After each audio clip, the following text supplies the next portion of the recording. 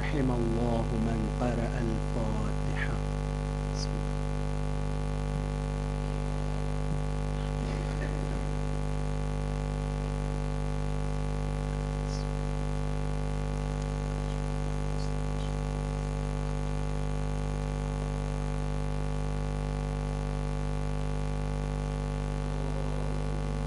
صل على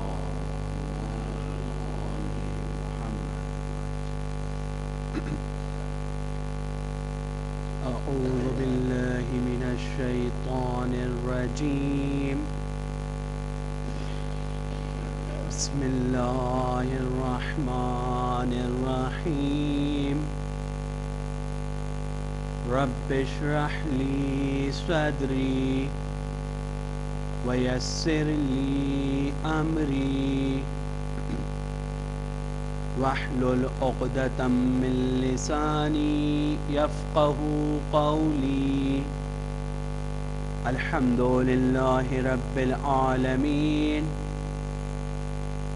والعاقبة للمتقين والجنة للمؤمنين والمتقين والمتمسكين بولاية علي بن أبي طالب. ثم الصلاة والسلام والتحية والإكرام على أشرف الأنبياء والمرسلين خاتم النبيين أبي القاسم المصطفى محمد.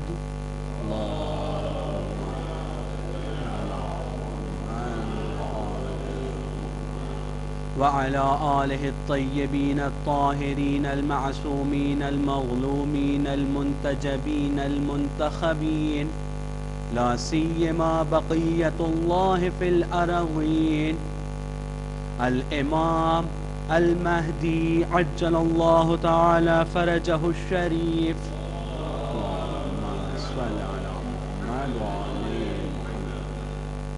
واللعنة الدائمة على أعدائهم أجمعين من الآن إلى قيام يوم الدين. أما بعد، فقد قال الله تبارك وتعالى في كتابه الكريم وهو أصدق الصادقين والقائلين وقوله الحق: أعوذ بالله من الشيطان الرجيم. بسم الله الرحمن الرحيم. إنما وليكم الله ورسوله والذين آمنوا الذين يقيمون الصلاة ويؤتون الزكاة وهم راكعون. ایک صلوات پڑھیں محمد.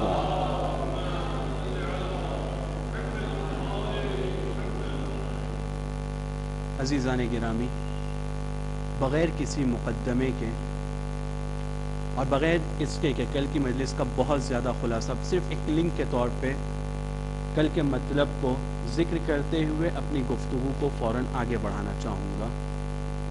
خداوند عالم قرآن مجید میں ارشاد فرماتا ہے کہ صرف اور صرف تمہارا ولی صرف خدا ہے اور اس کا رسول ہے اور حضرت علی علیہ السلام ہے. صلی اللہ محمد علیہ. کل ہم لوگوں نے ہدف خلقت، اسلام کے آنے کا مقصد، رسول کے بھیجنے کا مقصد، قرآن کی تعلیم کا مقصد، پہلی آیت سے لے کر آخری آیت تک کہ قرآن کیا چاہتا ہے ہم سے، قرآن ہمیں کیا بنانا چاہتا ہے، اور اس بنانے کے لیے وہ معیار، وہ کرائیٹیریا جو قرآن نے ہمیں تعلیم دیا ہے اور جس کا ہمیں حکم دیا ہے انجام دینے کا، یعنی تقویٰ، اس تقویٰ کے لیے ہمیں کیا، اس تقویٰ کے لیے، اس کرامت تک پہنچنے کے لیے اس کو معیار قرار دیا خداوند عالم نے تقویٰ کو. تو عزیزان گرامی، قرآن چونکہ نازل کرنے والا اکرم، جس پر نازل کیا گیا وہ کریم، خود قرآن کریم، لانے والے کرام یعنی کریم، اور اس کے ساتھ ساتھ میں ہم لوگوں کو کہا کہ تم میں جو سب سلام علیکم अतक़ाकुम, तुम में सबसे ज्यादा मुत्तकी जो होगा वो सबसे ज्यादा करीम होगा। आखिरी आयत तक़वे की तरफ इशारा करती है। यकीनन आप लोग के ज़हन में कल के पूरी बहस आ गई होगी। अब इस बात को समझने के बाद में कि खुदावंद आलम हम लोगों को करीम बनाना चाहता है, हम लोगों को ज्यादा से ज्यादा मुत्तकी देखना चाहता है। हमें मुत्तकी बनने के लिए किन चीज़ों की ज़रूरत है? अगर हम इन चीज़ों को कि जो हमारे मुत्तकी बनने के लिए बहुत ज़्यादा ज़रूरी हैं, अगर हम ये समझ जाएंगे तो हमें ये समझ में आएगा कि हमें क्यों विलायत अली को मानना है, जो हमारा मकसद है। इस अशरे में जैसे कि मैं पहले भी जिक्र कर चुका हूँ कि हमारा मौजू ये है कि विलायत अली हमारी जान है और अज़ा हमारी पहचान है। तो जब हम मकसद खिलकत को समझ गए, अब इसके बाद हमें यह समझना होगा कि इस मकसद तक पहुंचने के लिए हमें क्या करना है। जब उस चीज़ को भी हम समझ जाएंगे कि जो हमें मकसद से नज़दीक करती है, तो हमें खुद ब खुद ये समझ में आएगा कि विलायत अली हमारी जान क्यों है। एक सलवात पढ़ें पर मोहम्मद व आले मोहम्मद।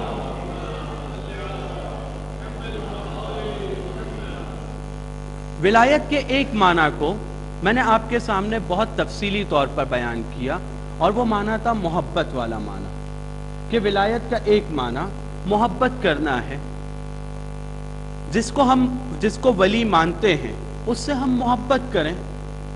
और ये मोहब्बत एक ऐसी चीज़ है अहले बैत अलैहिमुस्सलाम के लिए कि जो भी अहले बैत के फ़ज़ाइल को थोड़ा सा भी सुनेगा या उनकी हस्ती को थोड़ा सा भी समझेगा, वो खुद ब खुद उनसे मोहब्बत करने लगेगा, खुद ब खुद मोहब्बत करने लगेगा। एक रिवायत है इमाम सादिक अलैहिस्सलातु वस्सलाम की,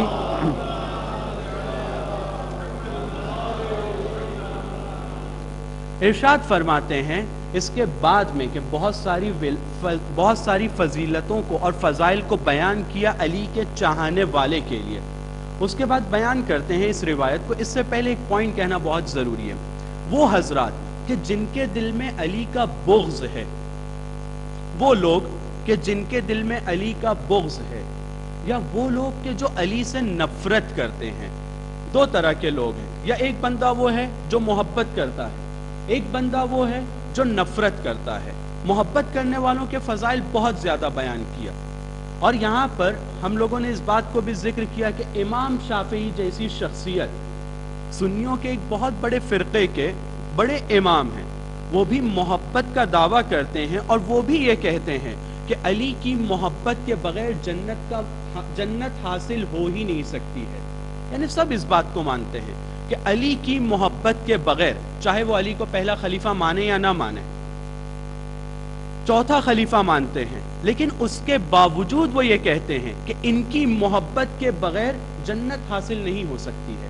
यानी उनके लिए ये इंपॉर्टेंट नहीं है कि अली पहला खलीफा हो या दूसरा या चौथा, उनके लिए इंपॉर्टेंट सिर्फ और सिर्फ यह है कि अली की मोहब्बत होना चाहिए।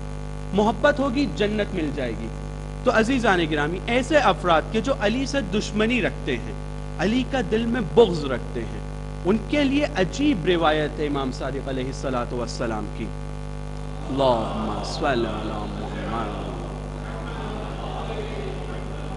कहते हैं कि खुदावंद आलम ने कुत्ते से ज्यादा नजिस किसी चीज को पैदा नहीं किया है। किससे ज्यादा नजिस? कुत्ते से ज्यादा नजिस किसी चीज को पैदा नहीं किया है। लेकिन वो लोग कि जो हम अहले बैत से बुग़्ज़ रखते हैं, दुश्मनी रखते हैं, हमको गाली देते हैं, तवज्जो यानी इस वर्ड के ऊपर तवज्जो दीजिएगा, गाली देते हैं। देखिए, एक आदमी है जो मोहब्बत करता है, एक आदमी है जो अहले बैत को कुछ नहीं कहता है, ना मोहब्बत ना दुश्मनी, कुछ नहीं, खामोश है, उसको कुछ पता ही नहीं है, कुछ भी नहीं पता है। लेकिन एक आदमी यह है कि नहीं, जो आता है गाली देता है, जैसे मुआविया करता था। जैसे मुआविया ने बहुत सारे लोगों को तैयार किया था अली अलैहिस्सलाम को गाली देने के लिए। तो इमाम इरशाद फरमाते हैं कि सबसे ज्यादा नजिस जो जात है वो कुत्ते की जात है जो खुदावंद आलम ने बनाया है। लेकिन उससे ज्यादा नजिस वो है जो हमें गाली देता है। जो हमें गाली देता है वो उससे भी ज्यादा नजिस है। और ये गाली देने वाला ट्रेंड, ये जो काम शुरू हुआ था, ये मुआविया के ज़माने में शुरू हुआ था, सिर्फ इसलिए कि फ़ज़ाइल अली को कम से कम किया जा सके اور ان کے دشمنوں کو بڑھایا جا سکے. اور آج کے زمانے میں شاید کہیں پر ایسے لوگ ہوں گے، لیکن کھل کر اہل بیت کو گالی دینے والے ایک کمیونٹی کے طور پہ یا ایک بڑی تعداد کے طور پہ گالی دینے والے بہت کم دکھتے ہیں، یا شاید دکھتے بھی نہیں ہیں. لیکن ایک ایسی مخلوق ایک زمانے میں، خاص طور پہ معاویہ کے زمانے میں ایسے لوگ تھے. صرف توجہ کیجئے گا، جو یہ میں کہہ رہا ہوں کہ گالی دینے والے، ایک یہ ہے کہ اہل بیت کو جتنا ہم چاہتے ہیں، جتنی ہم ان سے محبت کرتے ہیں، وہ ویسی محبت نہیں کر رہا ہے، وہ ایک الگ چیز ہے. وہ خاموش ہے، نہ ان کی تعریف کرتا ہے اہل بیت علیہم السلام کی، نہ ان کی برائی کرتا ہے. دنیا کے بہت سارے لوگ ایسے ہیں، بہت سارے لوگ ہیں ایسے. لیکن ایک یہ ہے کہ جہاں علی علیہ السلام کا نام آئے، جہاں امام حسین کا نام آئے، وہاں آئے اور گالی دے، ان کو گالی دے. رتبے کو کم کرنا الگ چیز ہے، گالی دینا الگ چیز ہے. تو گالی دینے والے کے لیے امام کی حدیث ہے کہ وہ کتے سے زیادہ نجس ہے. وہ کتے سے زیادہ نجس ہے. جو ابھی شہید مطہری اپنی کتاب میں ایسا لکھتے ہیں کہ آج کے زمانے میں دنیا ایسے لوگوں کے وجود سے پاک ہے، ایسے لوگ آج موجود نہیں ہیں. شہید مطہری نے شاید اس کو جو لکھا ہے تو یقین سے انہوں نے لکھا تھا. کہتے ہیں کہ آج کے زمانے میں ایسے لوگ نہیں ہیں. لیکن اس گفتگو کو صرف ضمنی طور پر میں یہاں لے کر آیا تھا. اب اس کے برخلاف جو اہل بیت کی محبت رکھتے ہیں اس کو واضح کرنا چاہتا ہوں. ان کی فضیلت کیا ہے؟ اہل بیت کی محبت رکھنے والوں کی فضیلت ان کی کیا ہے؟ زمخشری یا امام شافعی، یہ دو بڑی شخصیتیں ہیں اہل سنت والجماعت کی، بہت بڑی شخصیتیں. یہ لوگ اپنی کتاب میں یہ لکھتا ہے کہ مم مات علی حب آل محمد مات شہیدا. وہ شخص کہ جو محبت اہل بیت میں اپنی جان کو دیتا ہے، اس حالت میں مرتا ہے کہ محب اہل بیت ہے، اہل بیت کا چاہنے والا ہے، تو اس کی موت کوئی سادی موت نہیں ہے، شہادت کی موت ہے. کون کہہ رہا ہے؟ امام شافعی. کون کہہ رہا ہے؟ زمخشری. رسول خدا کی یہ روایت کو نقل کرتے ہیں، یعنی کہتے ہیں کہ رسول خدا نے ایسا کہا ہے کہ جو بھی حب آل محمد پر مرے گا وہ شہید مرتا ہے. صرف یہی نہیں، پھر کہتے ہیں کہ مم مات علی حب آل محمد مات مغفورا.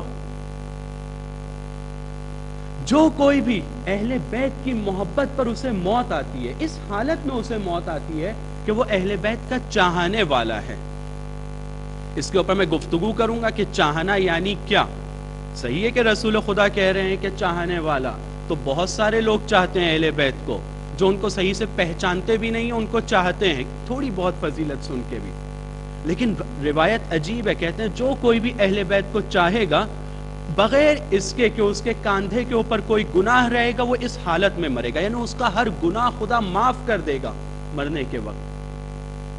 من مات علی حب آل محمد مات تائبا.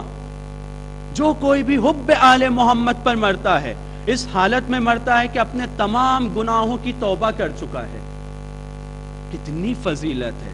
شہید مرتا ہے، خدا کی طرف سے بخش دیا گیا ہے، خدا کی بارگاہ میں اس کی توبہ کو قبول کر لیا گیا ہے. لیکن اس کے برعکس وہ شخص کہ جو حب آل محمد دل میں نہیں رکھتا ہے، کہ جس کے دل میں آل محمد کی محبت نہیں ہے، اس کے لیے خود زمخشری اپنی کتاب میں لکھتا ہے کہ اس حالت میں مرتا ہے کہ وہ کافر ہے. ایک طرف مرنے والا جو محبت کا قائل ہے، وہ کس حالت میں مر رہا ہے؟ شہادت کی حالت میں مر رہا ہے. دوسری طرف ایک ایسا بندہ جس کے دل میں محبت نہیں ہے، وہ کافر ہے. ایک طرف مرنے والا اس حالت میں مر رہا ہے کہ اس کے گناہ معاف ہو رہے ہیں، اس کی توبہ قبول ہو رہی ہے. دوسری طرف ارشاد ہوتا ہے کہ جو شخص جس کے دل میں آل محمد کی محبت نہ ہو، لم یشم رائحۃ الجنہ، جنت کی خوشبو کو بھی نہیں سونگھ سکے گا. یہ اتنا بڑا درجہ، شہادت کا درجہ، جنت میں جانے کی گارنٹی، کیونکہ محبت پہ مرے گا جنت میں جائے گا، نہیں مرے گا خوشبو بھی نہیں سونگھ سکے گا. کیا وجہ ہے کہ یہ مل رہا ہے اتنا بڑا درجہ حب آل محمد کے اوپر؟ کیا صرف میں یہ کہوں کہ میں حضرت رسول خدا کو چاہتا ہوں، میں جناب زہرا کو چاہتا ہوں، میں امام حسین کے لیے عزاداری کرتا ہوں، تو کیا یہ سب ہمارے لیے واجب ہو جائے گا؟ اب آتے ہیں ہم قرآن کی طرف. قرآن سے یہ سوال ہے، کیونکہ کل میں نے اس کے اوپر ذکر کیا کہ میں کیوں قرآن سے یہ سب باتوں کو آپ کے سامنے عرض کروں گا۔ رسول نے کہا انی تارکن فیکم الثقلین، میں تمہارے درمیان دو قیمتی چیزیں چھوڑ کر جا رہا ہوں، ایک قرآن ہے، ایک اہل بیت ہے۔ اہل بیت کے لیے اگر ہم کو کسی چیز کو سمجھنا ہے اور صحیح سے سمجھنا ہے تو سب سے اچھا سورس قرآن ہے۔ اہل بیت کی اطاعت، اہل بیت کی محبت کو اگر ہمیں صحیح سے سمجھنا ہے تو ہم کو قرآن سے سمجھنا ہے، تاکہ ہم دوسروں کو بھی آسانی سے سمجھا سکیں۔ ایک صلوات پڑھیں بر محمد و آل محمد۔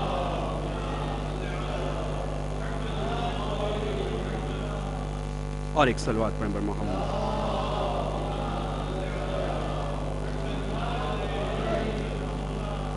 جی عزیزان گرامی، اگر ہمیں اہل بیت کی محبت قرآن سے سمجھ میں آ گئی کہ محبت یعنی کیا، تو ہمیں یہ سمجھ میں آئے گا کہ کب ہمیں شہادت نصیب ہوگی، کس کنڈیشن میں، کس سچویشن میں ہمارے گناہ معاف ہوں گے۔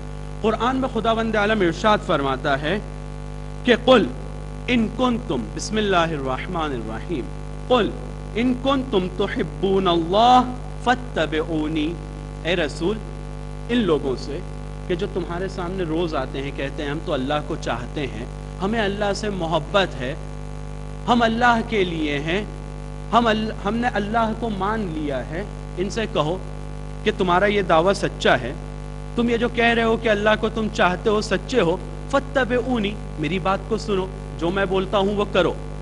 یعنی اگر تمہارے دل میں خدا کی محبت ہے تو جو میں کہتا ہوں، جو بھی میں کہتا ہوں تم اس کو مانو۔ اور یہ کرائیٹیریا کون دے رہا ہے؟ رسول اپنے دل سے تو نہیں بول رہے نا کہ اپنی کمپنی کو بڑھائیں، اپنے لوگوں کو بڑھائیں، اپنے فالوورز کو بڑھائیں۔ کرائیٹیریا کون دے رہا ہے؟ کہ اگر اللہ کی محبت تمہارے دل میں ہے تو تمہیں رسول کی اطاعت کرنا ہوگا۔ اس کا فائدہ کیا ہوگا؟ اس کا فائدہ کیا ہوگا؟ یحببکم اللہ، اللہ بھی تم سے محبت کرنے لگے گا۔ اللہ سے تم محبت کرتے ہو، رسول کی اطاعت کرو، رسول کی اطاعت کرو گے یحببکم اللہ، اللہ تم سے محبت کرنے لگے گا۔ عجیب آیت ہے، وَيَغْفِرْ لَكُمْ ذُنُوبَكُمْ، اور جب تم سے محبت کرے گا تمہارے تمام گناہوں کو معاف کر دے گا۔ اللہم صلی علی محمد۔ آئیے اس حدیث کی طرف جو رسول کے نام سے نقل کی گئی ہے، من مات علی حب آل محمد، جو حب آل محمد کے اوپر مرتا ہے، اس حالت میں مرتا ہے کہ اس کے دل میں محبت ہے۔ محبت کے لیے خدا نے کہا کہ اتباع کرو، فالو کرو رسول کو، جو کہتا ہے اس کو مانو۔ تو کیا کرے گا خدا؟ تم کو چاہے گا، تم کو چاہے گا تو کیا کرے گا؟ تمہارے گناہوں کو معاف کر دے گا۔ قرآن یہاں پر رک کے کہتا ہے، یعنی یغفر لکم ذنوبکم، حدیث کہتی ہے کہ حب آل محمد پر گناہ معاف ہوتے ہیں۔ تو عزیزان گرامی، صرف ان دو چیزوں کو تھوڑا لنک کرنے کی ضرورت ہے کہ اگر ہمیں ہمارے گناہ معاف کروانے ہیں محبت آل محمد کی بنیاد کے اوپر، تو ایسے ہی صرف بولنے سے ہمارے گناہ معاف نہیں ہوں گے، ہمیں سلمان کی طرح بننا ہوگا، جہاں مولا قدم رکھ رہے ہیں وہاں ہمیں قدم رکھنا ہوگا۔ ایک صلوات پڑھیں بر محمد و آل محمد۔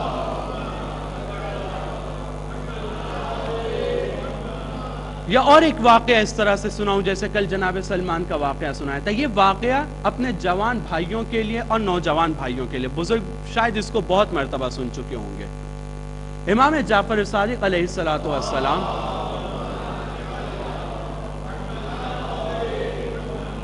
کا ایک ساتھی ان کے پاس آتا ہے، کہتا ہے مولا، معصوم کی خدمت میں ایک صحابی آتا ہے، کہتا ہے مولا میں خراسان سے آیا ہوں، آپ سے محبت کرتا ہوں، بہت زیادہ محبت کرتا ہوں، اور صرف میں نہیں، خراسان یعنی ایران کا ایک ایریا یا اس زمانے کا پورا ایران، وہ ادھر کی بات کر رہا تھا کہ اس جگہ پر بہت سارے ایسے لوگ ہیں جو آپ کو چاہتے ہیں۔ اس زمانے میں ایران کا نام ایران نہیں، خراسان کے نام سے جانا جاتا تھا، جو عراق کے نزدیک اور افغانستان کو ملا کر وہ ایریا بنتا تھا، بلخ، بخارا اور مشہد آج کا، یہ تمام ایریاز کو ملا کر۔ کہتا ہے صرف میں آپ کا چاہنے والا نہیں ہوں، میری طرح بہت سارے لوگ ہیں جو آپ کو چاہتے ہیں مولا، بہت سارے لوگ آپ کو چاہتے ہیں۔ بہت ٹائم ہو گیا کہ آپ کے اوپر ظلم ہو رہا ہے، آپ کے ہاتھ سے خلافت چھینی گئی ہے، جو آپ کا حق ہے، خلافت آپ کا حق ہے جو چھینی گئی ہے۔ کل جو حدیث میں نے حدیث ثقلین پڑھا تھا تو اس کے آخر میں ایک جملہ تھا، اگر آپ لوگوں کو یاد ہو، ارشاد فرمایا تھا رسول خدا نے فلا تعلموہما، ان کو کچھ سکھانا نہیں، یہ تم سے بہتر جانتے ہیں.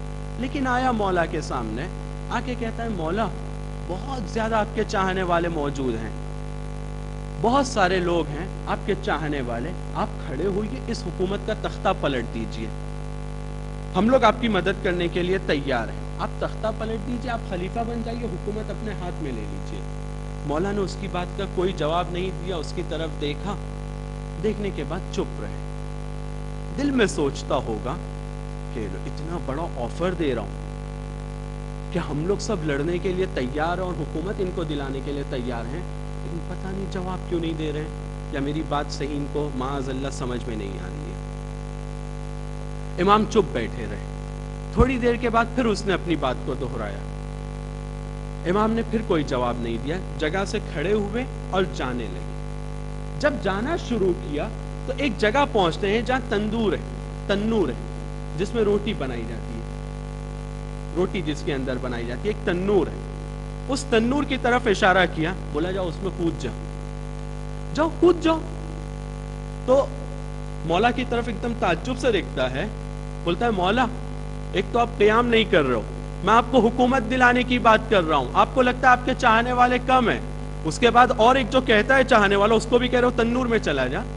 ارے مولا پہلے ہی کم ہے آپ کے چاہنے والے، اور ایک کو آپ بول رہے ہو تنور میں چلا جا. سوچنے کی بات ہے کہ امام قیام نہیں کر رہے. ہر امام نے تقریباً اپنے زمانے میں اس بات کی شکایت کی ہے کہ ان کے چاہنے والے کم ہیں. علی علیہ السلام کی نہج البلاغہ اٹھا کے دیکھیے، امام حسن کی اس حالت کو دیکھیے جس کی وجہ سے وہ مجبور ہوئے صلح کرنے کے لیے. امام حسین علیہ السلام رسول کا آخری نواسہ، 72 سے زیادہ لوگ اس کو نہیں ملے، اور وہ بھی کیسے 72 کہ جن کے بارے میں خود امام کہتے ہیں کہ نہ ایسے صحابی میرے بابا کو ملے ہیں نہ میرے بھائی کو ملے ہیں. چوتھے امام گھر کی زندگی کے اندر ہی محدود رہ گئے تو اور دعاؤں کے ذریعے سے انہوں نے تبلیغ کو کیا ہے.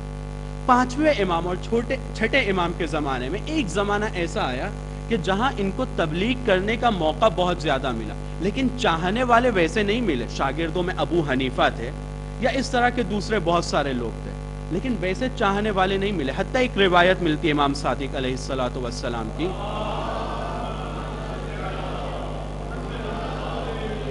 جس روایت میں ارشاد فرماتے ہیں ایک جگہ کھڑے رہ کر جہاں بہت سارے گوسفند وہاں پر تھے، ان کی طرف اشارہ کر کے کہتے ہیں ایک صحابی کی موجودگی میں کہ اگر اتنے میرے سچے صحابی ہوتے تو میں قیام کرتا اور میں حکومت کا تختہ پلٹنے کے لیے کھڑا ہوتا. روایت میں ملتا ہے کچھ لوگ کہتے ہیں کہ 17 گوسفند وہاں پر تھے، کچھ لوگ کہتے ہیں 25 گوسفند تھے. یعنی امام صادق کے جن کے 4000 شاگرد مسجد میں بیٹھ کے ان سے سیکھتے تھے اور ان سے پڑھتے تھے، ان میں 25 لوگ بھی ویسے نہیں تھے جیسا امام چاہتے تھے. امام نے اس کو کہا کود جا، وہ کودا نہیں. امام آگے بڑھتے رہے، تھوڑا آگے بڑھے، دیکھا صفوان برمکی آ رہے ہیں. ان سے کہا، انہوں نے سلام کیا، جیسے ہی سلام کیا امام نے سلام کا جواب دیا اور کہا جاؤ تنور میں کود جاؤ. اس سے پہلے کہ صفوان کچھ بھی کہتے وہ تنور میں کود گئے، کچھ بھی نہیں پوچھا انہوں نے، کہ آقا کا حکم ہے، مولا نے مجھے کہا ہے، میں تنور میں کود جاؤں گا. کود گئے. یہ بندہ امام کے پیچھے ہے اور امام نے اب چلنا شروع کیا، ٹہلنا شروع کیا، چہل قدمی شروع کی. یہ بندہ امام کے پیچھے ہے. ہر تھوڑی دیر پہ اس کو یہ خیال آ رہا ہے امام کو تو میں کچھ اور سمجھتا تھا، یہ امام نے اپنے ایک صحابی کو تنور میں کودا بھی دیا اور وہ کود بھی گیا، پتہ نہیں اس کی کیا حالت ہو رہی ہوگی، پتہ نہیں کیا مشکلات کا شکار ہو گیا ہوگا، اب تک کے تو جل کے راکھ ہو گیا ہوگا. اور یہ ہے کہ آگے چل رہے ہیں، انہیں اس کی کوئی فکر ہی نہیں ہے، کچھ بھی اس کے بارے میں نہیں سوچ رہے ہیں. کچھ دیر کے بعد امام ایک راؤنڈ لگا کر تنور کے پاس آتے ہیں. تنور کے پاس آ کے اس کا دروازہ کھولتے ہیں اور صفوان سے کہتے ہیں کہ صفوان تجھ پر سلام ہو، اب تو باہر نکل. وہ باہر نکلتا ہے. جیسے ہی صفوان باہر نکلتے ہیں یہ تعجب سے دیکھتا ہے کہ ابھی تک کہ یہ زندہ ہے، کچھ نہیں ہوا، جیسے گیا تھا ویسے ہی نکلا. اور تنور کے اندر جب دیکھا تو وہ تسبیح پڑھ رہا تھا صفوان. یہ بندہ خود نقل کرتا ہے کہ وہ تسبیح پڑھ رہے تھے جناب صفوان. اب امام اس کی طرف پلٹ کے کہتے ہیں کہ جو تو تھوڑی دیر پہلے کہہ رہا تھا کہ ہمارے چاہنے والے بہت ہیں اور میں قیام کروں، اب بتا ایسے چاہنے والے کتنے ہیں؟ یعنی کیسے چاہنے والے عزیزان گرامی، کیسے چاہنے والے؟ وہ بندہ یقیناً جھوٹ نہیں کہہ رہا تھا، محبت تھی، امام سے اس کو ایک عقیدت تھی، تو آ کے امام کو کہہ رہا تھا قیام کیجئے مولا، جو آپ پر ظلم ہو رہا ہے میں برداشت نہیں کر سکتا ہوں۔ لیکن مولا کو صرف ایسے چاہنے والوں کی ضرورت نہیں ہے، مولا کو جو چاہنے والوں کی ضرورت ہے وہ صفوان جیسے چاہنے والے چاہیے، وہ صفوان جیسے چاہنے والے چاہیے کہ مولا نے کہا تنور میں کود جا، تو بولا میرا امام کہہ رہا ہے غلط نہیں کہہ رہا ہے، میں کود جاؤں گا، مجھے اس سے آگے نہیں سوچنا ہے۔ کیوں نہیں سوچنا ہے؟ کیونکہ میرا امام یہ ہے، میرا مولا یہ ہے، مولا جو کہیں گے وہ میں کروں گا۔ تو اگر ہم ایسے چاہنے والے، اطاعت، فالو کرنا، پیروی کرنا اس کو کہتے ہیں کہ جو کہا اس کے اوپر عمل کرو، جو انہوں نے کیا ویسا بننے کی کوشش کرو ویسا بننے کی۔ اگر ہم ایسا کریں گے تو مولا یہ کہیں گے کہ ہاں یہ میرا چاہنے والا ہے۔ تو اب آئیے اس حدیث کی طرف، من مات علی حب آل محمد مات شہیدا، جو حب آل محمد پر مرے گا، وہ حب کہ جس کو قرآن نے کہا کہ حب کی دلیل یہ ہے، پروف یہ ہے کہ تم اطاعت کرو، اتباع کرو، وہ حب آل محمد کا نتیجہ کیا ہوگا؟ مات شہیدا، شہادت کی حالت میں مر رہا ہے۔ ایک صلوات پڑھیں پر محمد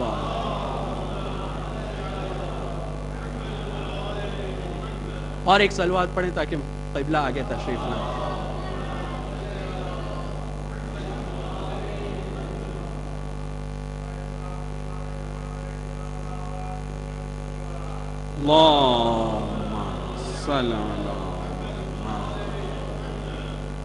تو عزیزان گرامی، ایک طرف محبت، پھر محبت کے کچھ تقاضے، یعنی محبت بغیر تقاضوں کے، صرف محبت فائدے کی نہیں ہے۔ قرآن کی آیت کی روشنی میں محبت کے ساتھ رسول کی اطاعت ضروری ہے، رسول کی اطاعت ضروری ہے، اور اس بات کی انشاءاللہ آگے وضاحت کروں گا کہ جیسے رسول کی اطاعت ضروری ہے ویسے ہی مولا متقیان کی اطاعت ضروری ہے، جیسے ان کی اطاعت ضروری ہے ویسے ہی امام حسن کی اطاعت ضروری ہے، جیسے امام حسن کی اطاعت ضروری ہے ویسے ہی آج کے ہمارے امام کی اطاعت ہم پر ضروری ہے۔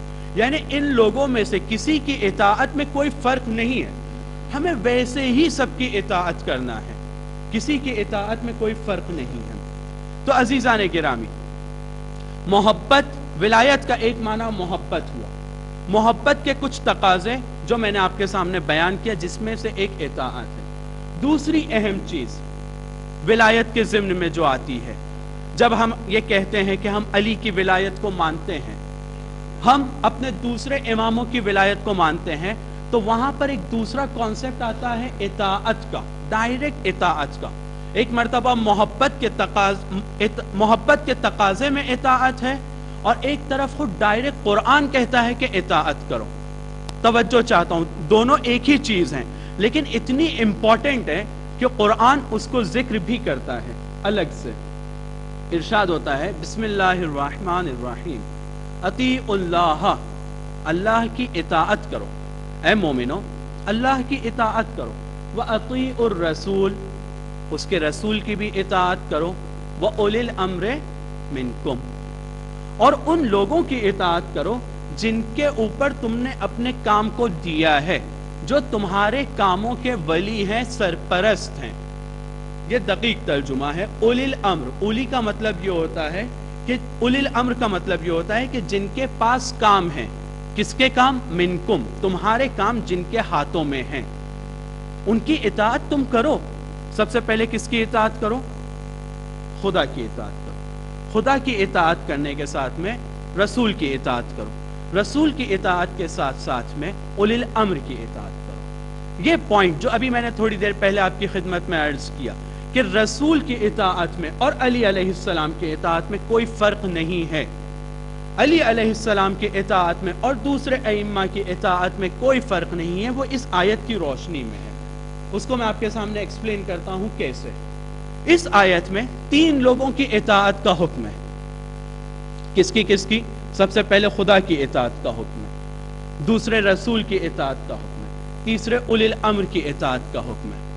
آیت میں پڑھتا ہوں، آپ اس میں دیکھیے گا کتنی مرتبہ ورڈ یوز ہوا ہے اطیعوا کا۔ کہا اطیعوا اللہ، یعنی اللہ کی اطاعت کرو، پھر ورڈ یوز ہوا اطیع الرسول، رسول کی اطاعت کرو. تیسری مرتبہ ورڈ یوز ہوا اطیعو کا؟ نہیں، فوراً کا وَأُولِي الْأَمْرِ مِنْكُمْ. یعنی اللہ کی اطاعت اور رسول کی اطاعت میں ایک فرق ہے جو ابھی یہاں بیان کرنے کا موقع نہیں ہے.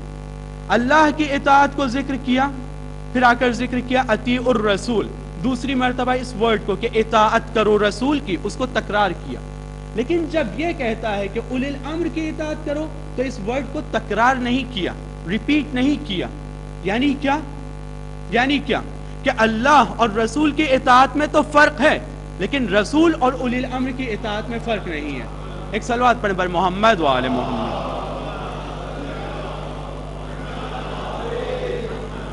تو عزیزان گرامی،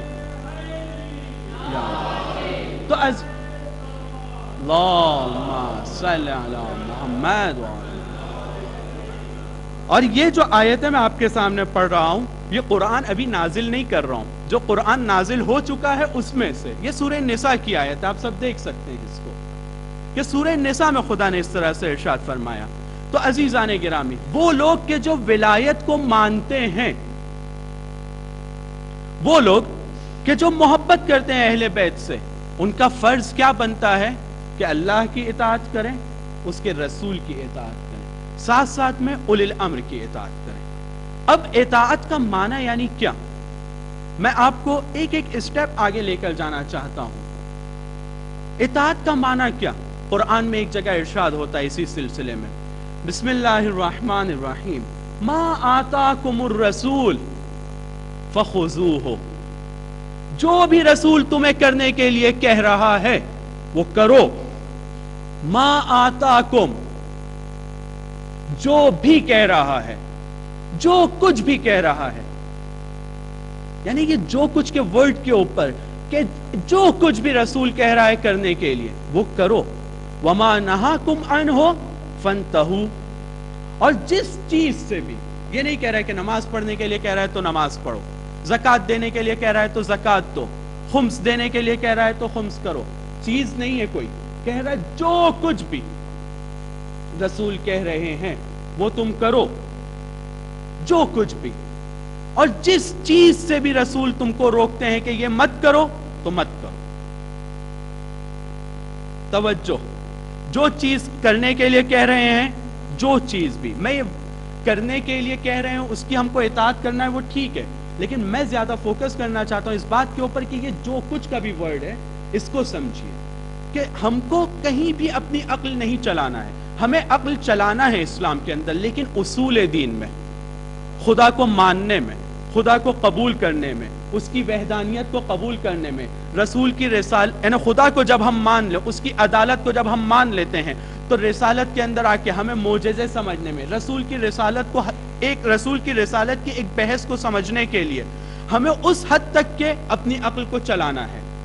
جب وہاں پر ہم نے اصول دین کو اپنی عقل سے مان لیا تو اب ہم سرنڈر ہو گئے.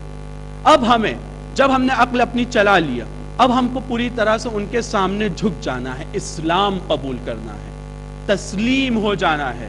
جو کہو کہ میں مانوں گا. اسلام کا مطلب یہی تو ہوتا ہے نا کہ جو آپ کہیں گے، یعنی اے رسول جو آپ کہیں گے، اے خدا، اے رسول اور اس کے خدا، جو آپ لوگ کہیں گے وہ مجھے ماننا ہے. تو ہمیں ایسا نہیں ہے اسلام بغیر عقل کا ہے. اسلام میں پہلے عقل ہے، اصول دین میں تقلید نہیں ہے. ہمیں وہاں پر عقل کو چلانا ہے، ہمیں اپنے خدا کو سمجھنا ہے، ہمیں اپنے رسول کی رسالت کو سمجھنا ہے، ہمیں امامت کو سمجھنا ہے، ہمیں قیامت کو سمجھنا ہے. وہاں پر ہمیں عقل چلانا ہے. لیکن جب ہم وہاں عقل چلا چکے اور اس کو سمجھ چکے تو اب آ کر ہمیں جو کچھ یہ کہتے ہیں ہمیں اس کو ماننا ہے. مثال موجود ہے، تنور میں کودنے کے لیے کہا تو میں یہ نہیں کہوں گا مولا میری جان امپورٹنٹ ہے. خدا کہتا ہے کہ اگر جان بچانا ہے تو مردار بھی کھاؤ. میں آپ کی بات نہیں سنوں گا، میں یہ نہیں کر سکتا ہوں. مولا نے کہا کود جاؤ، فوراً کود گیا. مولا جو حکم دیں گے وہ ہمیں کرنا ہے.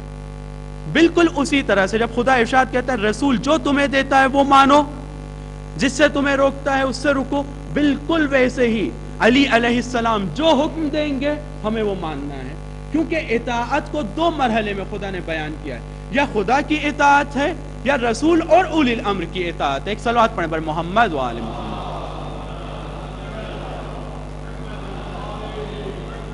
عزیزان گرامی، یعنی اب رسول جو کہہ رہے ہیں اور علی علیہ السلام جو کہہ رہے ہیں ہمیں ان کی بات کو ماننا ہے۔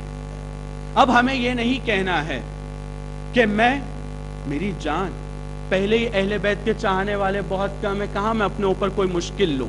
نہیں، جو انہوں نے کہا ہے چاہے مشکل ہو ہمیں اس کو ماننا ہے، اس کے اوپر عمل کرنا ہے، اور جس چیز سے انہوں نے روکا ہے ہمیں اس سے رکنا ہے۔ اگر ہم اس کے اوپر عمل نہیں کرتے ہیں تو کیا ہم سچے محبت والے ہیں؟ نہیں، کیونکہ محبت کے کچھ تقاضے ہوتے ہیں۔ محبت کا سب سے پہلا تقاضا یہ ہے کہ جس کو ہم چاہتے ہیں اس کی بات کو ہم سنیں۔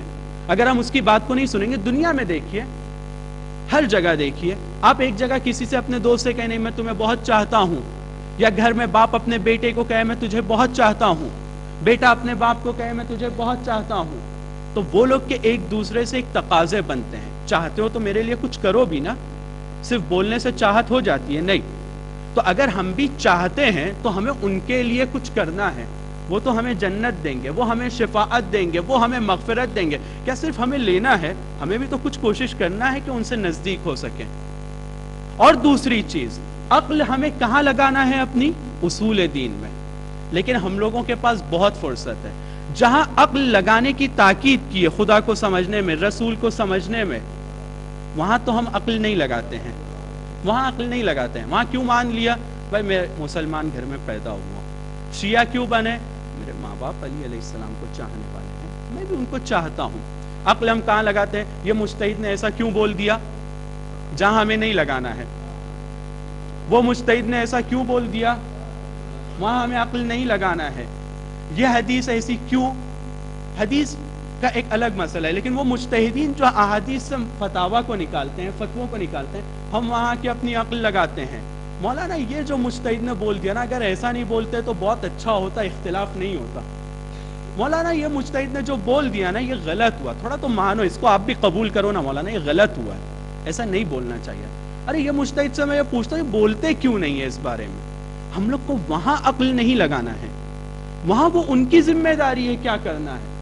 ہم لوگوں میں سے بہت سے لوگوں کی 10 برابر عمر کے مطابق وہ لوگ پڑھ رہے ہیں، وہ لوگ خدمت انجام دے رہے ہیں، اپنی پوری جان ان لوگوں نے اس کے لیے وقف کر کے رکھا ہے، پوری جان کو وقف کر کے رکھا ہے۔ آیت اللہ سیستانی، آیت اللہ خامنئی، آیت اللہ خوئی، آیت اللہ خمینی، یا اور دوسرے بہت سارے آیات اعظام، وحید خراسانی، مکارم شیرازی، ان لوگوں کے بارے میں ملتا ہے کہ دن میں 18 اور 20 گھنٹہ یہ لوگ صرف پڑھتے اور پڑھاتے ہیں۔ آج کے زمانے میں 70 سال کے، 80 سال کے، اور ہم لوگ کہ جو شاید کوئی ایک کتاب اسلامک پڑھ چکے ہوں گے، وہ بھی پوری نہیں شاید، یا کچھ اسپیچز اور لیکچرز کو ہم لوگ سن چکے ہوں گے، وہاں پہ آ کے ہم لوگ اپنی عقل چلاتے ہیں اور کہتے ہیں کہ نہیں یہ فقہ کا مسئلہ، اس کو تھوڑا ایسے نہیں ایسے بیان کرنا تھا، ویسے نہیں ویسے بیان کرنا۔ خدا نے عقل چلانے کے لیے کہا ہے، رسول نے عقل چلانے کے لیے کہا ہے، لیکن اس کے بعد آ کر قرآن میں کہا کہ ما آتاکم الرسول، جو کچھ بھی تمہیں رسول کی طرف سے ملتا ہے، کیونکہ یہ لوگ بھی اپنے دل سے فتویٰ تھوڑی دیتے ہیں، یہ لوگ بھی تو یہی کہتے ہیں نا کہ قرآن یہ حدیث سے یہ طریقے سے میں نے فتویٰ نکالا ہوں۔ یہ لوگ بتاتے ہیں کہ میں فتویٰ کون سی حدیث سے، کون سی آیت سے اور کون سے طریقے سے نکال رہا ہوں۔ کوئی اس کا فارمولا سیکریٹ نہیں ہے، فتویٰ نکالنے کا فارمولا کوئی سیکریٹ نہیں ہے، کوئی بھی مجتہد بن سکتا ہے اگر محنت کرے گا۔ وہ فارمولا بتاتے ہیں کہ یہ میں وہاں سے لے کر آ رہا ہوں، تو جو کچھ بھی وہاں سے آ رہا ہے ہمیں اس کو ماننا ہے، وہاں پہ اپنی عقل کو نہیں چلانا ہے۔ لیکن ہم وہاں عقل چلاتے ہیں، اور جہاں عقل چلانا ہے وہاں پہ ہماری عقل کی چھٹی۔ ایک صلوات پڑھ محمد و آل محمد۔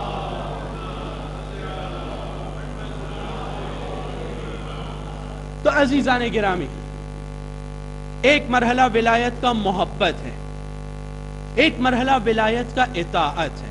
اطاعت کے اندر تاکید ہے اس بات کی کہ جو کچھ کہے وہ کرو، جس چیز سے بھی روکے اس چیز سے تم روکو۔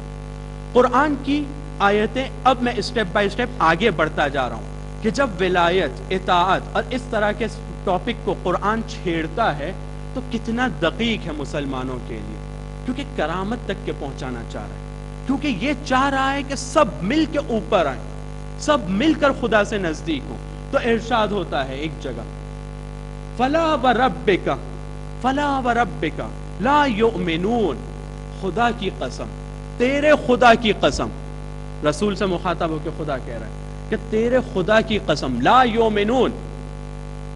جو لوگ تمہارے درمیان آ کے کہتے ہیں کہ ہم مسلمان ہو گئے، ہم ایمان لے کر آ گئے، ہم ایمان لے کر آ گئے، وہ ایمان نہیں لائے ہیں، نہیں لائے ایمان. تیرے پروردگار کی قسم. قسم کب کھائی جاتی ہے؟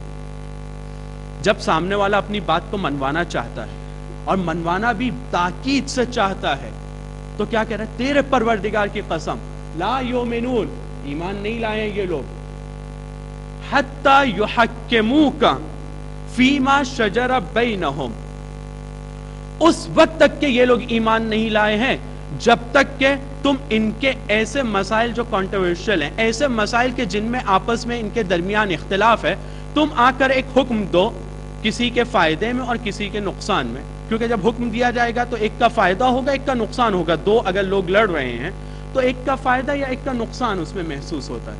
تو کہہ رہا ہے خدا حتی یحکموک، تم آ کر حکم دو فیما شجر بینہم، جس کے درمیان ان میں اختلاف ہے، آ کے تم جج بن کے بیٹھو، قاضی بن کر بیٹھو، ایک حکم دو. ثم لا یجدوا فی انفسہم حرجا. بہت عجیب ہے یہ آیت کا حصہ. تم نے حکم دے دیا اور حالت یہ ہو، سچویشن یہ ہو کہ لا یجدوا فی انفسہم حرجا، جس کے نقصان میں تم نے حکم دیا ہے وہ بندہ بھی اپنے دل میں ناراضگی کو محسوس نہ کرے. یعنی صرف یہ نہیں کہ میں اطاعت کو کرتا ہوں، جو آپ نے کہا میں اس کو مانتا ہوں. لا یجدوا فی انفسہم، چہرے پر نہیں، دل میں بھی. چہرے پر ممکن ہے کہ ایک بندہ ہنس کے کہ مولا جو آپ نے کہا میں نے مان لیا اور عمل کروں گا. لا یجدوا فی انفسہم، دل میں بھی کوئی حرج نہ ہو، اس کو ناراضگی نہ ہو کہ میری مخالفت میں حکم آیا ہے. پھر کہتا ہے مما قضیت، اس چیز سے کہ جس کا تم نے حکم دیا، وَيُسَلِّمُوا تسلیما، اور تمہارے سامنے ظاہری طور پر بھی دل سے بھی تمہارے سامنے پوری طرح سے جھک جائے اور کہے کہ مولا جو آپ نے کہا ہے اس کے اوپر میں عمل کروں گا. یعنی اطاعت یعنی یہ، ایمان یعنی یہ. اب ہم لوگ آئیں اور دیکھیں، ہم کہتے ہیں امیر المومنین کے ماننے والے. کس کے ماننے والے ہیں؟ امیر مومنین کے. ہم کون ہیں؟ مومن ہیں. ہمارے علاوہ کوئی مومن ہے؟ کوئی نہیں. ہم مومن ہیں. تو ہم مومن ہیں تو کیا ہم ایسے مومن ہیں کہ اگر ہمارے درمیان کوئی فیصلہ ہمارے مومن امام یعنی امیر المومنین سے آتا ہے تو کیا ہم ظاہری طور پر تو قبول، یہ اپنے آپ کو ٹٹولیں اور اپنے آپ کو تولیں کہ ہم کتنا زیادہ دل سے ان کی باتوں کو مانتے ہیں. جتنا زیادہ ہم اپنے دل سے ان کی باتوں کو مانیں گے ہم اتنے بڑے مومن ہیں.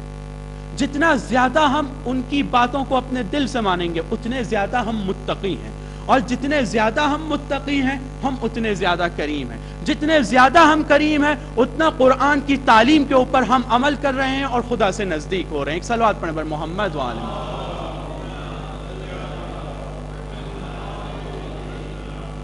عزیزان گرامی، یہ آیت کا ایک پہلو تھا، یہ آیت کی ایک سائڈ تھی. آیت کا ایک دوسرا پہلو بھی ہے، وہ یہ کہ تم کو جب میں اطاعت کرنے کے لیے کہہ رہا ہوں، خدا اطاعت کرنے کے لیے کہہ رہا ہے اپنے رسول کی، تو صرف اس میں نہیں کہہ رہا ہے کہ نماز پڑھنے کہہ رہا ہے تو نماز پڑھو. اگر تمہارے درمیان اختلاف ہے تو اس کو بھی کون حل کرے گا؟ رسول حل کریں گے.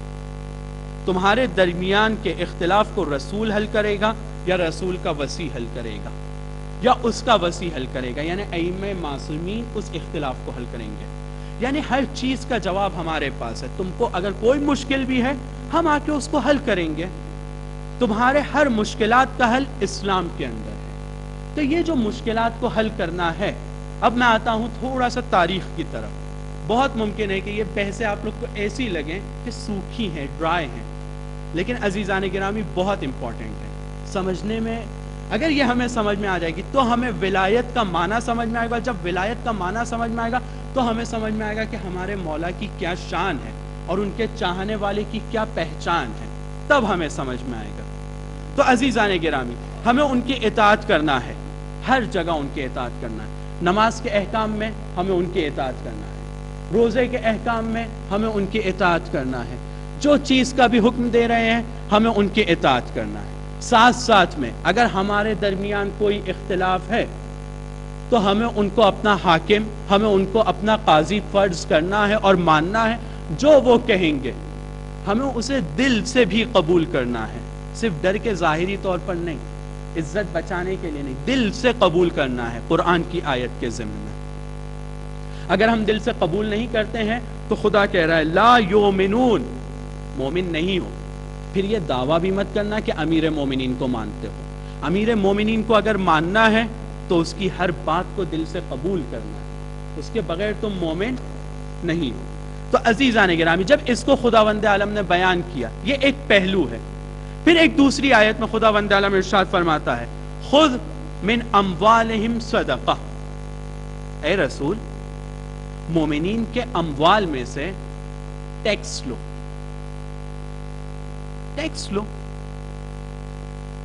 کیوں لو ٹیکس؟ تطہرہم وتزکیہم بہا، تاکہ ان کے نفس کو اور ان کے دلوں کو اس ٹیکس کے ذریعے سے پاک کر سکو۔ یعنی ٹیکس اس لیے مت لو کہ اپنے لیے گھر بناؤ، ٹیکس اس لیے مت لو کہ اپنے انتظام کرو اور اپنے بچوں کا خیال رکھو، نہیں، ٹیکس اگر تم لے بھی رہے ہو تو کیوں لے رہے ہو؟ تطہرہم وتزکیہم، ان کے دلوں کو پاک کرو، ان کے نفسوں کو پاک کرو اس ٹیکس کے ذریعے سے۔ صرف ایک چیز کو یہاں سمجھنے کی ضرورت ہے، ٹیکس لینے کے لیے اگر رسول خدا آگے بڑھتے ہیں، علی علیہ السلام آگے بڑھتے ہیں اور ان کے پاس حکومت نہیں ہے، حکومت کسی اور کے پاس ہے، تو ٹیکس دیا جائے گا ان کو؟ ٹیکس تو کوئی اور لے گا نا۔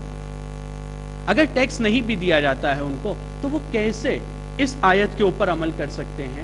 یعنی اس آیت کے اوپر عمل کرنے کے لیے ایک اہم چیز جس کی ضرورت ہے وہ ہے حکومت،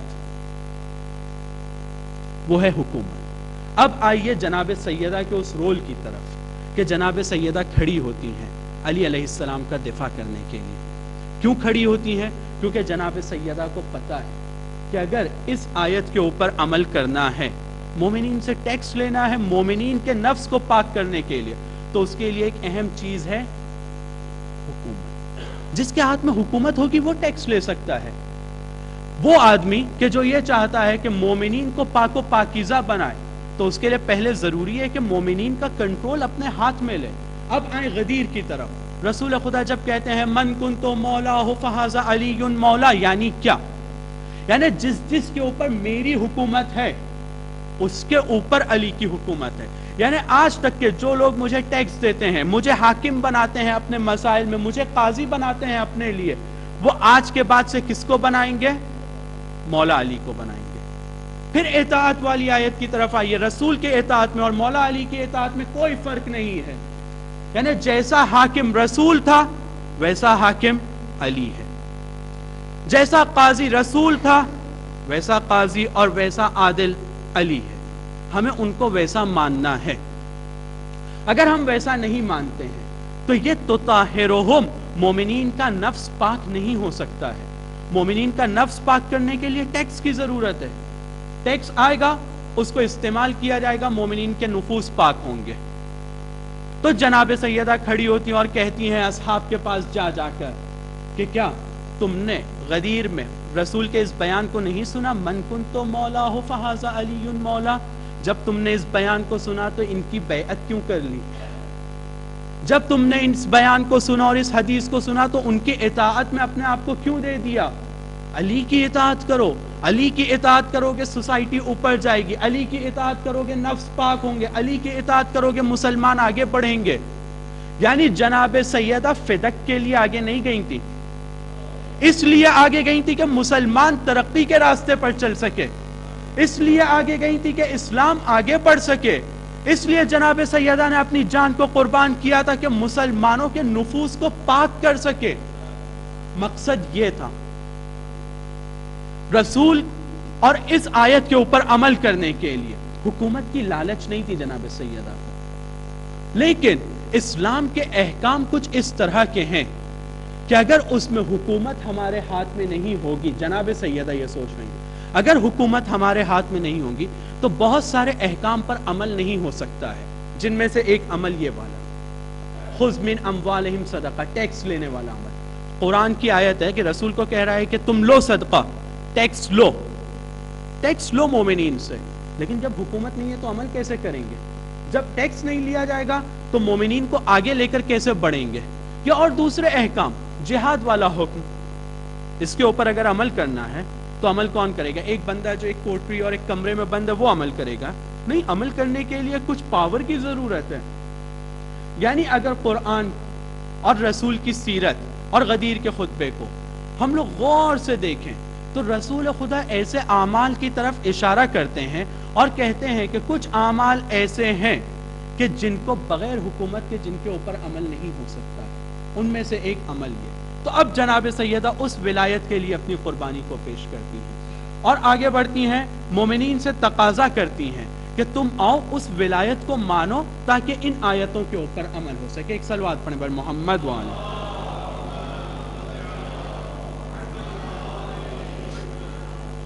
تو عزیزان گرامی، میں آپ کے سامنے ولایت کے معنی کو بیان کر رہا ہوں۔ ولایت کا ایک معنی بیان ہوا محبت، محبت کے ضمن میں ہمیں ان کی اطاعت کو کرنا ہے۔ ولایت کا ایک معنی یہ ہوا کہ ہمیں ان کو حاکم ماننا ہے، اپنا قاضی ماننا ہے، کہ ہمارے درمیان جو بھی وہ فیصلہ کریں گے ہمیں اس کو ماننا ہے۔ ولایت کا ایک معنی یہ ہوتا ہے کہ ہمیں ان کو ٹیکس دینا ہے۔ کیوں دینا ہے؟ انہیں ہم سے ٹیکس لینا ہے تو ہمیں ان کو ٹیکس دینا ہے۔ کیوں دینا ہے؟ تاکہ وہ لوگ ہمارے نفوس کو پاک کریں اور ہماری ترقی کا انتظام کریں۔ یہ والی دو ولایتیں، ایک قاضی والی ولایت اور ایک یہ والی ولایت، یہ دو ولایت کے لیے ضروری ہے کہ پاور اہل بیت علیہم السلام کے ہاتھ میں ہو، ورنہ اختلاف ہوگا۔ ایک بادشاہ ہوگا اور اہل بیت اپنے گھر میں ہوں گے، یہ قاضی نہیں بن سکتے ہیں۔ بادشاہ کہے گا میں بادشاہ ہوں، تم کون ہوتے ہو قضاوت کرنے والے؟ حاکم کہے گا میں حاکم ہوں، تم کون ہوتے ہو ٹیکس جمع کرنے والے؟ اسی لیے ان کو یا سکوت اختیار کرنا پڑا، خاموشی اختیار کرنا پڑا، یا شہادت دینا پڑی ہے، کیونکہ اختلاف یہاں پر ہوا ہے کہ حکومت کس کے ہاتھ میں رہے گی۔ اسلام کی ترقی کا راز اس میں ہے کہ حکومت اہل بیت کے پاس رہے۔ اسلام کی ترقی کا راز اس میں ہے کہ حکومت رسول کے ہاتھ میں رہے۔ اس کی اور ایک مثال ابھی میرے ذہن میں آئی ہے۔ رسول خدا جب تک مکے میں تھے کتنے لوگوں کو مسلمان کیا تھا رسول نے؟ کتنے لوگوں کو مسلمان کیا تھا؟ گنتی کے کچھ لوگ، اتنے لوگ کہ جب ہجرت کر کے مدینے آتے ہیں تو کچھ انصار کے گھروں میں ان لوگوں کو جگہ بھی مل جاتی ہے اور آرام سے وہ لوگ زندگی گزارتے ہیں۔ لیکن جب مدینے میں پہنچے، مدینے والوں نے رسول خدا کے اوپر اسلام اور ایمان کا اعلان کر دیا کہ ہم آپ کو رسول مانتے ہیں اور ہم آپ پر ایمان رکھتے ہیں۔ کتنا سال وہ مدینے میں رہے؟ 10 سال سے کچھ زیادہ، 10 سال سے کچھ زیادہ وہ وہاں پر رہے ہیں۔ اس عرصے میں حج کے موقع پر 1,24,000 لوگ تھے۔ حج پہ ہر آدمی تو نہیں جا سکتا ہے نا، جو پیسے والا ہوگا، جس کے پاس استطاعت ہوگی، وہ لوگ حج پر جا سکتے ہیں۔ یعنی 10 سال رسول خدا کی حکومت بنی، اسلام کتنی تیزی سے پھیلا۔ 12 سال 13 سال رسول خدا مکے میں تھے، گنتی کے کچھ لوگوں کو مسلمان کیا۔ یعنی حکومت آنے کے بعد میں کتنا بڑا چینج آیا، کتنا بڑا انقلاب آیا۔ 12 سال میں کتنے لوگ مسلمان ہوئے؟ کچھ لوگ گنتی کے، ان میں بھی عجیب و غریب قسم کے لوگ، کچھ عجیب و غریب قسم کے لوگ۔ لیکن جب مدینے آتے ہیں تو بڑی تیزی سے اسلام پھیلتا ہے، اور ایسا اسلام پھیلتا ہے کہ جنگ بدر ہوتی ہے، جیت ہوتی ہے، خندق ہوتی ہے، جیت ہوتی ہے، خیبر ہوتی ہے، جیت ہوتی ہے۔ تمام جگہوں پہ رسول خدا کے چرچے ہیں، تمام جگہ پر مسلمانوں کی بات ہے۔ صرف یہی نہیں، یہ تو عرب کا ایریا ہو گیا۔ پھر تھوڑا رسول خدا اپنے اندر پاور محسوس کرتے ہیں، روم میں لیٹر، روم کے بادشاہ کو، امپائر کو لیٹر لکھ رہے ہیں، ایران کی طرف اپنے ریپریزنٹیٹیو کو بھیج رہے ہیں۔ یعنی طاقت آئی، رسول خدا نے یہ سب کام کو کیا، اسلام ترقی کرنے لگا، اسلام ترقی کرنے لگا، مسلمان آگے بڑھنے لگے، ایمان بڑھنے لگا، اسلام بڑھنے لگا۔ یہ حکومت کی وجہ سے تھا۔ تو عزیزان گرامی، حکومت ہونے کا فائدہ ہے، اسلام کے پھیلنے میں حکومت کا ایک بہت بڑا رول ہے. اور اب یہاں سے میں ربط مصائب دیتا ہوں. جب حکومت پہلے خلیفہ، دوسرے خلیفہ، تیسرے خلیفہ کے ہاتھ میں تھی، علی علیہ السلام چپ کیوں بیٹھے؟ کل میں نے ذکر کیا، کیونکہ مقصد یہ تھا کہ اسلام کو باقی رکھیں، اسلام کو باقی رکھیں. ڈر یہ تھا کہ اگر آج میں کھڑا ہوتا ہوں اپنی حکومت مانگنے کے لیے، حکومت لینے کے لیے، تو ڈر ہے اس بات کا کہ جو باہر کی طاقتیں ہیں وہ یہ سمجھنے لگیں گی کہ آپس میں یہ لوگ میں لڑائی ہونے لگی، آؤ حملہ کریں، اسلام کو ختم کر دیں یہیں پر. دوسروں کو موقع نہ ملے، علی علیہ السلام چپ بیٹھے. دوسروں کو اسلام سے پلٹنے کا، یہودی اور عیسائی اس بات کو نہ سوچنے لگے کہ رسول کی زندگی ختم ہوئی اور یہاں پر مسلمان آپس میں اختلاف کرنے لگے، ہم اپنے پہلے دین کی طرف پلٹ جائیں. یہ یہودی اور عیسائی جو تازہ مسلمان ہوئے، کافر جو تازہ مسلمان ہوئے، نئے نئے مسلمان ہوئے، وہ لوگ یہ نہ سوچنے لگے. علی علیہ السلام نے چپکی اختیار کی. لیکن اب یزید کے زمانے کی طرف آئیے. یزید کے زمانے میں ایک ایسا بندہ حکومت میں آ گیا تھا، یعنی خود یزید ایک ایسا بندہ حکومت میں آ گیا تھا کہ جس بندے کو اسلام سے کوئی وابستگی نہیں تھی، اسلام کا سرسخت مخالف تھا، حتیٰ ان کافروں سے زیادہ برا تھا جو اسلام آنے کے پہلے تھے.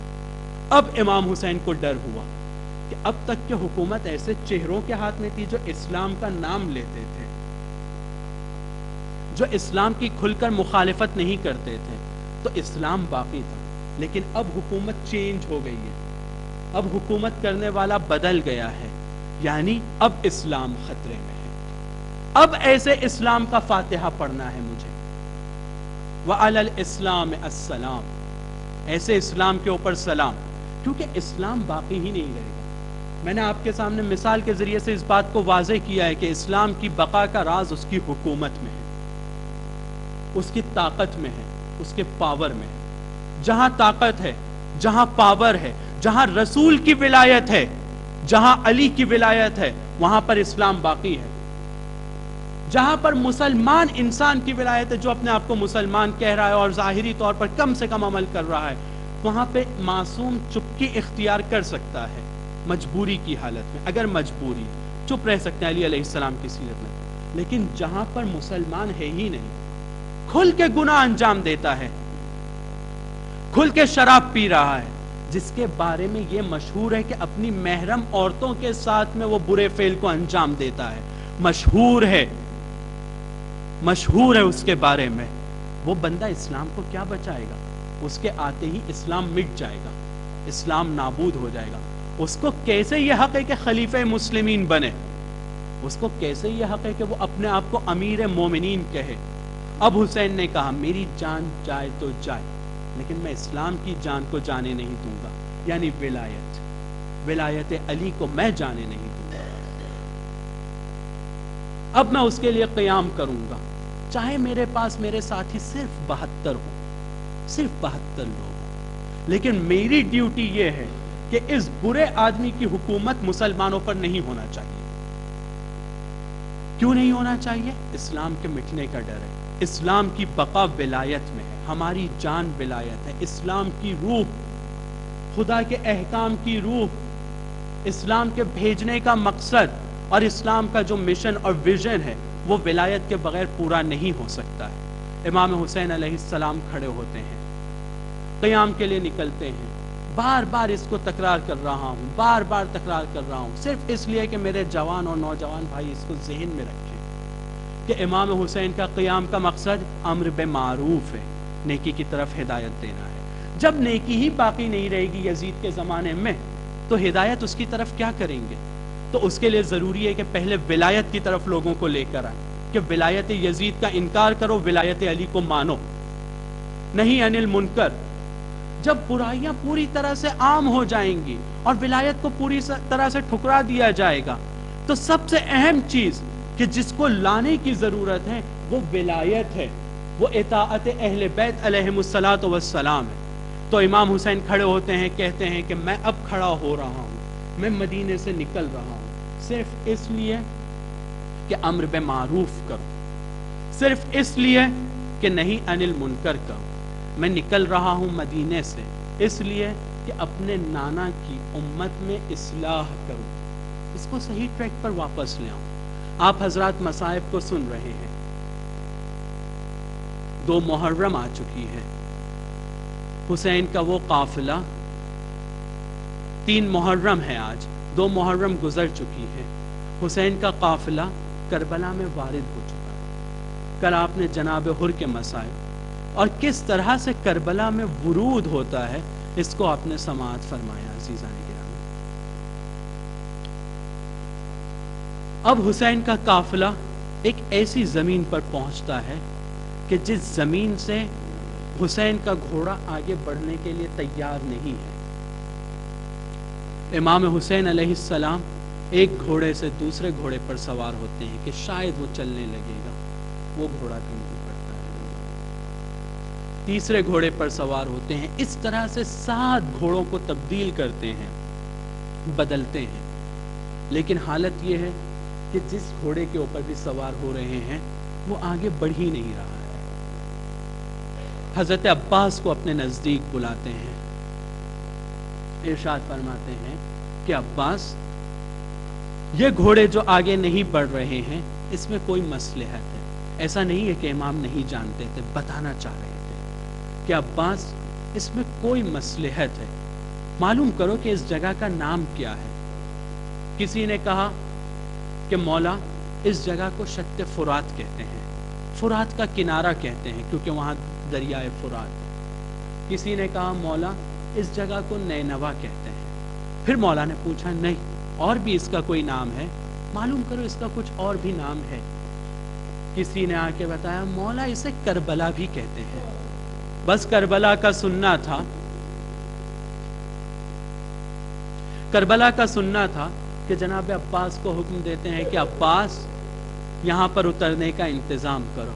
میں جب جنگ صفین سے واپس آ رہا تھا تو میرے بابا یہاں پر کھڑے ہوتے ہیں، اپنے صحابیوں سے کہتے ہیں، ارشاد فرماتے ہیں کہ یہ جگہ جو ہے یہاں پر بہت ہی جلدی رسول خدا کے خاندان کے ایک بندہ آئے گا اپنے خاندان کو لے کر، جس کا خون یہاں پر بہے گا، جس کے حرم کی چادریں یہاں چھینی جائے گی۔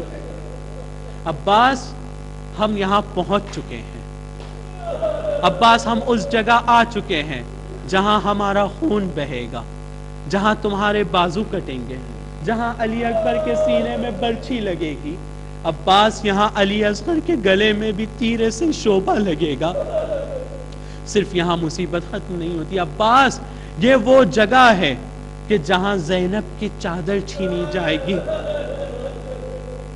ہاں زادارو، جناب امام حسین نے حضرت عباس کو حکم دیا کہ بس یہاں خیموں کا انتظام کیا جائے۔ جناب زینب تک کہ یہ خبر پہنچی کہ کاروان آگے نہیں بڑھ رہا ہے، پوچھا کہ عباس کیا ہوا؟ کہا مولا نے حکم دیا ہے بس یہاں پر خیمے لگائے جائیں۔ ہاں عزادارو، خیموں کی جگہ کا جو انتخاب کیا گیا تھا کہ جہاں پر خیمے لگائے جائیں گے وہ فرات کے نزدیک کی جگہ تھی۔ جناب عباس نے اس طرح سے خیموں کو لگوایا کہ خیموں کی پشت فرات کی طرف تھی تاکہ پانی کا آسانی سے انتظام ہو سکے، کیونکہ جو بھی لوگ ہیں پانی کی ضرورت ہوگی، فرات کے نزدیک ہے۔